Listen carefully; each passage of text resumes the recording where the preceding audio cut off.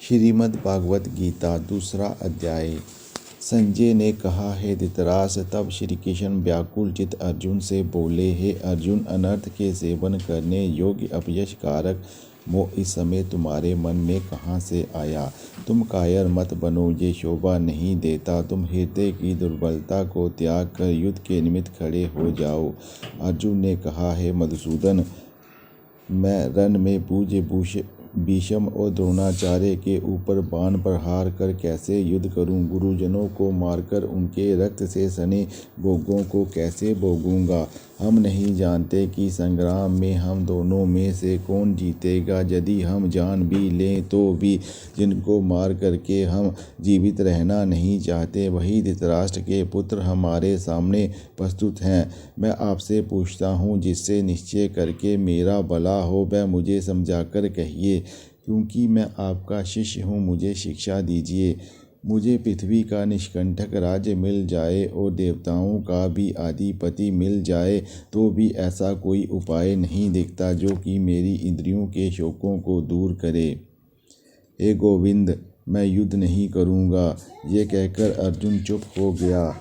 संजय बोला, हे राजन, दोनों सेनाओं के मध्य में खिन्न होकर बैठे अर्जुन से श्री कृष्ण ने ये वचन कहे, हे अर्जुन, जिसके लिए शोक नहीं करना चाहिए तू उसके लिए शोक करता है और पंडितों के से वचन तो कहता है, परंतु पंडित लोग ना मरों का शोक करते हैं ना जीवितों का।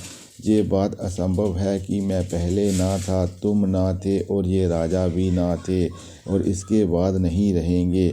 जैसे देहधारियों की इस देह की लड़कपन, जवानी, बुढ़ापा ये अवस्थाएं होती है, तैसे ही मृत्यु के बाद दूसरी देह की होती है। इसलिए पंडित लोग मोक्ष को प्राप्त नहीं होते हैं। हे नरश्रेष्ठ, सुख दुख को समान मानकर मानने वाले जिस वीर पुरुष को ये बड़ा पदार्थ क्लेश नहीं देते, वह मोक्ष पाने का अधिकारी है। असत वस्तुओं का तो अस्तित्व नहीं है और सम का अभाव नहीं है। इस प्रकार इन दोनों को ही तत्वज्ञानी पुरुषों ने देखा है, जिससे सारा संसार व्याप्त है। जिसको अविनाशी जानो, क्योंकि इस नाश रहित आत्मा का विनाश करने में कोई समर्थ नहीं है। अतएव हे भारत, तुम युद्ध करो। जो पुरुष इस आत्मा को मारने वाला तथा जो मरने वाला मानते हैं, वह दोनों ही ज्ञानी नहीं है, क्योंकि ये आत्मा ना मरती है ना मारती है। आत्मा ना कभी जन्मती है और ना कभी मृत्यु को प्राप्त होती है। नष्ट होने पर भी वह नाश को प्राप्त नहीं होती। जो पुरुष इस आत्मा को नित्य, अविनाशी, निर्विकार और अजन्मा जानता है, वह किसको घात करावेगा और किसको मारेगा? जिस प्रकार मनुष्य पुराने वस्त्रों को फेंककर नए वस्त्र ग्रहण करता है, उसी प्रकार आत्मा पुरानी देह छोड़कर नई देह धारण करती है। आत्मा को शस्त्र नहीं काट सकते हैं, अग्नि नहीं जला सकती है, जल भिगो नहीं सकता है। ये अविनाशी, सर्वव्यापी, स्थिर, अचल और सनातन है। ये इंद्रियों से जानी नहीं जा सकती, ये कल्पना से भी परे है। इसलिए ऐसा जानते हुए तुम्हें शोक करना उचित नहीं है। हे महाबाहो, यदि तुम इस आत्मा को नित्य जन्म लेने और नित्य मरने वाला मानते हो तो भी तुमको शोक नहीं करना चाहिए, क्योंकि जो जन्मा है उसकी मृत्यु और जिसकी मृत्यु हुई है उसका जन्म निश्चय है। अतएव जो बात अनिवार्य है उसके लिए सोच करना व्यर्थ है। जन्म लेने से पहले क्या था किसी को मालूम नहीं, फिर मरने के पीछे क्या होगा कोई नहीं जानता। ऐसी दशा में किस बात का सोच करना तुमको उचित है? इस कारण सब प्राणियों के विषय में तुमको सोच करना उचित नहीं है। अपने धर्म को भी सोचकर तुमको घबराना उचित नहीं है, क्योंकि क्षत्रियों को धर्म पूर्वक युद्ध से और कुछ भी भला करने वाला नहीं है। हे पार्थ, बिना इच्छा किए स्वर्ग का द्वार रूप ये युद्ध तुमको स्वतः प्राप्त हुआ है। यदि तुम अपने धर्म के अनुसार इस संग्राम को ना करोगे तो अपना धर्म और बड़ाई खो बैठोगे। सब लोग सदा तुम्हारी अपकीर्ति करेंगे और प्रतिष्ठा वाले पुरुषों के लिए अपयश का होना मृत्यु से भी बढ़कर है।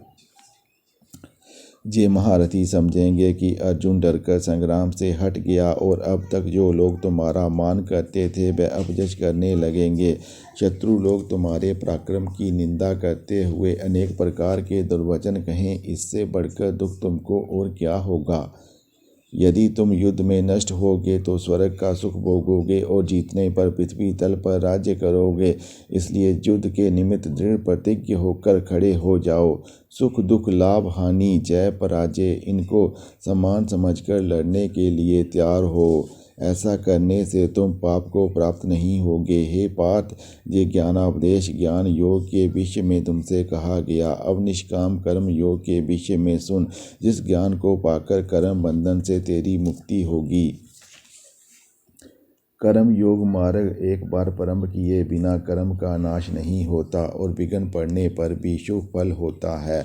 और इस कर्म का केवल प्रारंभ ही संसार के भेद से छुड़ाकर पूर्ण ब्रह्म प्राप्त कराता है। निश्चय करने वाली बुद्धि इस निष्काम कर्म में एक ही है और कामना वाले पुरुषों की बुद्धि एकाग्र नहीं रहती, उनकी शाखा पर शाखाएं होती हैं। ऐसी दशा में मनुष्य संदेह में रह जाता है।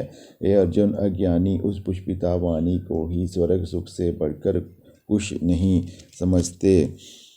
स्वर्ग सुख को ही जो उत्तम पुरुषार्थ समझते हैं, उनका कामनाओं से चित्त व्याकुल होने के कारण निश्चयात्मक बुद्धि से मोक्ष साधन को नहीं उत्पन्न होती, कारण कि उनका चित्त भोगादि में सदैव निमग्न रहता है। जिन मनुष्यों का चित्त इस प्रकार मोह लिप्त है और जिनकी आसक्ति भोग विलास और ऐश्वर्य में है, ऐसे पुरुषों के अंतःकरण में निश्चयात्मक बुद्धि नहीं होती है। हे अर्जुन, वेद त्रिगुणात्मक हैं, सकाम हैं, तुम निष्काम हो जाओ। सुख दुख को समान जानकर नित्य योग क्षेम आदि स्वार्थों में ना पड़कर धीरजवान और आत्मनिष्ठ हो। जैसे छोटे छोटे अनेक जलाशयों में मनुष्य का कार्य सिद्ध नहीं होता, बड़े बड़े जलाशयों से ये सब प्रयोजन अनायास ही सिद्ध हो जाते हैं, उसी तरह संपूर्ण वेदों में कहा हुआ काम कर्मों का फल ब्रह्म में भक्ति रखने वाले मनुष्य को सहज ही में प्राप्त होता है। तुमको केवल कर्म करना चाहिए, फल तुम्हारे अधिकार में नहीं। तुम ना तो फल की अभिलाषा से काम करो, ना निकम्मे ही रहो। फल की आशा त्याग कर कार्य की सफलता को समान मानकर तुम योगस्थ होकर कर्म करो। यही कर्म ज्ञान योग है। इस बुद्धि योग सहित कर्म से अन्य कर्म अत्यंत हीन है, इसलिए तुम बुद्धि योग का आश्रय ग्रहण करो। फल की इच्छा रखने वाले निकृष्ट होते हैं। निष्काम कर्म करने वाला पुरुष ईश्वर कृपा से इसी संसार में सुकृत और दुष्कृत इन दोनों ही का त्याग कर देता है। इसलिए तुम निष्काम कर्म में प्रवृत्त हो। कर्म फल को त्याग कर ही बुद्धि युक्त ज्ञानी पुरुष जन्म बंधन से हटकर मोक्ष को प्राप्त होता है। जब तुम्हारी बुद्धि मोह बन के बाहर निकल जाएगी, तब तुम्हारा मन आगे सुनने वाली तथा हुई बातों से विरक्त हो जाएगा। अनेक श्रुति स्मृतियों के वचनों को सुनने से तुम्हारी बुद्धि भ्रमित हो गई है। जिस समय वह निश्चल होकर आत्मा में स्थित होगी, तभी तुमको तत्व ज्ञान प्राप्त होगा। अर्जुन ने पूछा, हे केशव, आत्म स्वरूप में निश्चल बुद्धि वाला किसको कहा है, उसके क्या लक्षण है। श्री कृष्ण जी बोले, हे अर्जुन, जो महापुरुष मन की सब कामनाओं को त्याग देता है और अपने आप ही में प्रसन्न रहता है, उसको निश्चल बुद्धि कहते हैं। दुख में किसके मन को खेद नहीं होता और सुख में किसको आसक्ति नहीं होती, और प्रीति भय क्रोध जिसके जाते रहते हैं, वह महात्मा स्थिर बुद्धि वाला मुनि कहलाता है। जो शुभ पदार्थ प्राप्त होने से हर्ष नहीं करता, अशुभ से अप्रसन्न नहीं होता, उसी को स्थिर बुद्धि जानना चाहिए। और कछुआ जैसे अपने अंगों को सिकोड़ लेता है, उसी तरह जो पुरुष अपनी इंद्रियों को विषयों से हटाता है, उसी की बुद्धि स्थिर जाननी चाहिए। निराहारी पुरुष के विषय घट जाते हैं, परंतु विषयों में उसकी चाह बनी रहती है। परब्रह्म का अनुभव होने पर चाह भी घट जाती है। ये अर्जुन, मोक्ष में प्रत्यक्ष करने वाले विद्वान व्यक्ति को भी प्रबल इंद्रियां बलात्कार से उसके मन को जीत लेती हैं। इसलिए सब इंद्रियों को विषयों से रोक मेरे विषय में तत्पर हो जावे। जिसने इंद्रियों को वश में कर लिया उसी की बुद्धि निश्चल है। जो पुरुष विषयों के ध्यान में रहता है उसकी प्राप्ति हो जाती है। प्राप्ति होने से कामना होती है। इच्छा के पूर्ण न होने से क्रोध की उत्पत्ति होती है। क्रोध से अविवेक होता है। अविवेक से समन शक्ति नष्ट हो जाती है। समन शक्ति के नष्ट हो जाने से बुद्धि क्षय होती है। जिसकी बुद्धि का नाश हुआ वह विनाश को प्राप्त होता है। जो पुरुष राग द्वेष से रहित हो अपने मन को वश में रखता है वह शांति को प्राप्त होता है। शांति मिलने पर सब दुखों का नाश हो जाता है। प्रसन्नचित्त वाले की बुद्धि निश्चल होती है। जो पुरुष योग युक्त नहीं है उसकी निश्चल बुद्धि नहीं होती।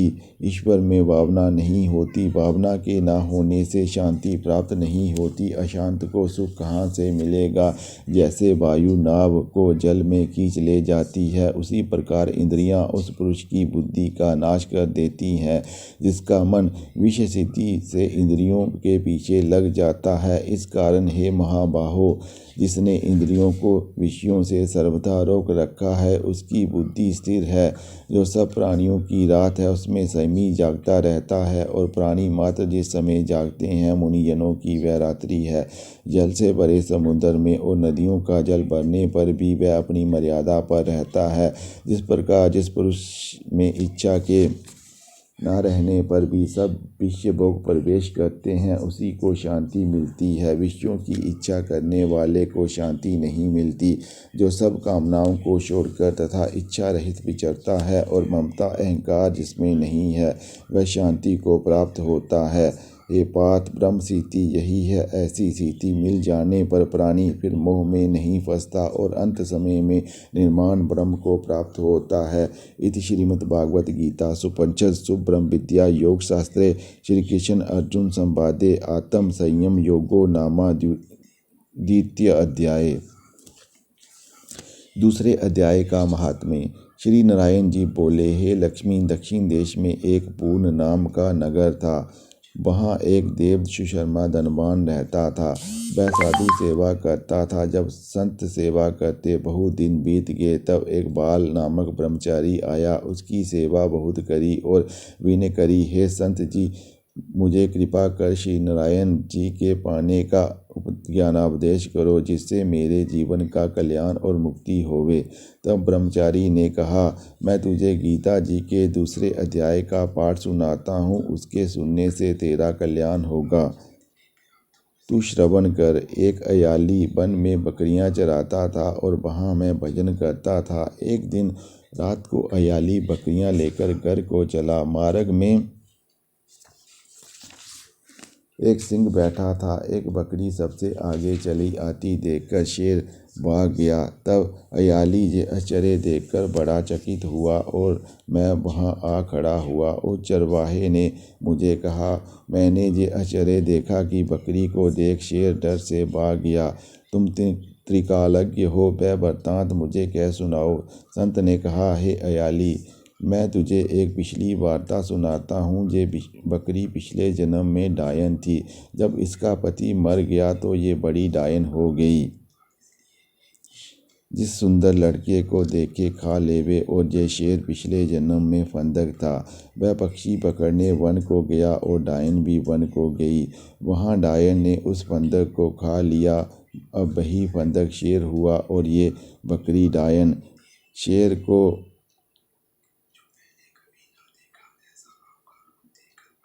और ये डायन बकरी शेर को पिछले जन्म की खबर है। इसलिए बकरी को देखकर शेर ने जाना कि अब भी मुझे खाने आई है।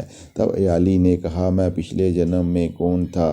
तब संत ने कहा, तू पिछले जन्म में चंडाल था। अयाली ने कहा, हे ब्रह्मचारी जी, कोई ऐसा उपाय भी है जिससे हम तीनों ही इस अधम देह से छूटें? तब संत ने कहा, हम तुम तीनों का उद्धार करते हैं। जे कह संत जी ने गीता जी के अक्षर सुनाए। तब उसी समय आकाश से विमान आए, उन सबों को विमान पर चढ़ाकर वैकुंठ लोक को गए।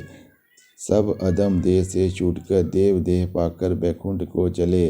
तब श्री नारायण जी ने कहा, हे लक्ष्मी, जो मनुष्य श्री गीता जी के ज्ञान को पढ़े सुने वह अवश्य मुक्ति को प्राप्त होता है। अथ कथा समाप्तम। ओम नमो भगवते वासुदेवाय। ओम नमो भगवते वासुदेवाय। ओम नमो भगवते वासुदेवाय।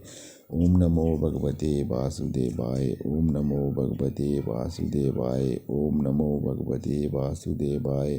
ओम नमो भगवते वासुदेवाय। ओम नमो भगवते वासुदेवाय। ओम नमो भगवते वासुदेवाय। ओम नमो भगवते वासुदेवाय। ओम नमो भगवते वासुदेवाय। ओम नमो भगवते वासुदेवाय। ओम नमो भगवते वासुदेवाय। ओम नमो भगवते वासुदेवाय। ओम नमो भगवते वासुदेवाय। ओम नमो भगवते